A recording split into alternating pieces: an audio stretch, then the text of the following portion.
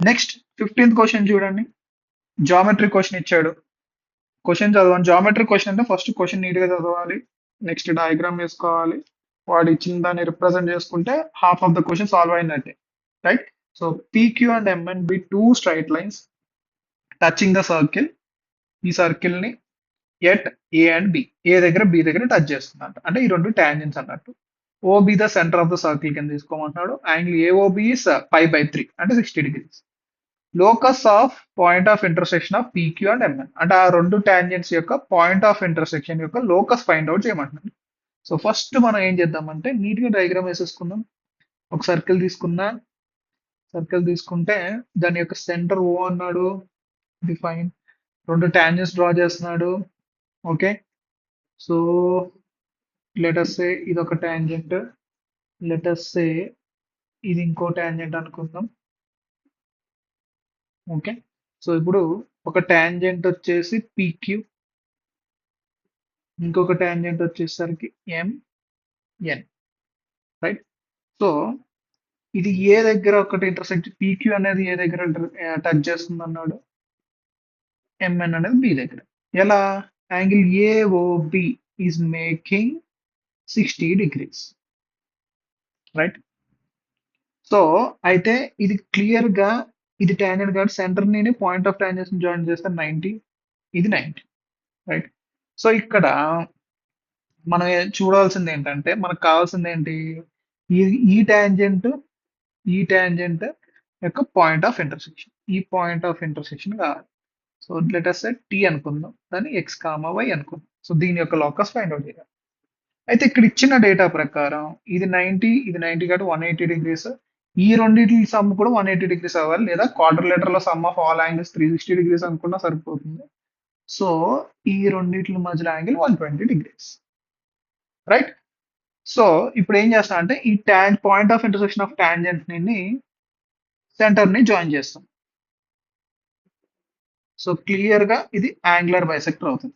Sir ఎలా angular bisector అవుతుంది sir అంటే, సో ఇది రేడియస్ రా, ఇది రేడియస్, రెండు ఈక్వల్, 90 90 కామన్ సైడ్ అంటే ఈ ట్రయాంగిల్ కాంగ్రుయెంట్ ట్రయాంగిల్స్ అవుతాయి. అప్పుడు ఈ యాంగిల్ సేమ్. సో ఇది 60, ఇది 60. ఓకే. ఇప్పుడు మనం ఇక్కడ చూసుకుంటే ఇక్కడ రేడియస్ ఫిక్స్. సో రేడియస్ ఎంత క్యాలిక్యులేట్ చేద్దాం, సెంటర్ ఎంత, కోఆర్డినేట్స్ చూద్దాం. ఇప్పుడు ఈక్వేషన్ ఏమి ఇచ్చాడు, equation is x² + y² - 4x - 6x, sorry -6y -3 = 0. So దీని నుంచి సెంటర్ ఏమని చెప్పొచ్చమ్మా, 2, 3 -g, మైనస్ రేడియస్ ఏమొస్తుంది, √g² అంటే 4 ప్లస్ f² అంటే 9 మైనస్ c -3 అంటే 9 + 3 12 + 4 16. Radius is 4. So radius fixed. Okay.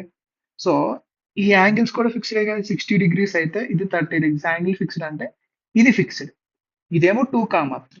So locus of x, y కావాలి అంటే can I say OT is a fixed distance. అంటే nothing but we will get a circle concentric with the circle. మనకి point of intersection of tangents ఏమొస్తుంది అంటే concentric circle వస్తుంది, ఇలా వస్తుంది. So radius ఏమో OT అవుతుంది. So let's find what's the radius. So neat గా ట్రయాంగిల్ ఉంది కాబట్టి ట్రిగ్నోమెట్రీ అప్లై చేయండి.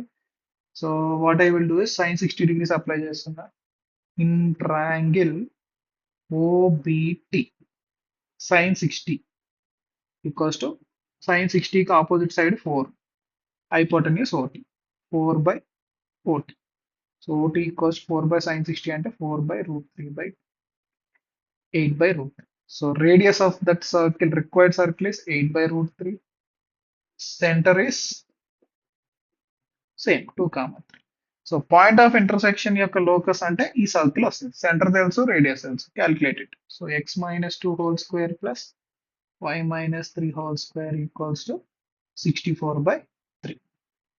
సో దాన్ని సింప్లిఫై చేస్తే x² + y² - 6x, sorry -4y -4x - 6y plus 9 plus 4 plus 13 equals to 64/3.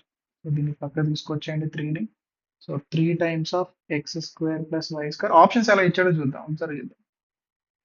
ఇలా ఇచ్చాడు 3 times of x² ఇలా ఇచ్చాడు కాబట్టి దాన్ని బట్టి డిసైడ్ చేయొచ్చు. x² minus 4 3s are 12, 12x minus 18y, 13 3s are 39 minus 64. 39 minus 64 అంటే అదొక 20 minus 25 equals to 0. ఇది locus of the point of intersection, right. So ఎక్కడ ఉంది? Fourth option. So our answer is fourth option. Done.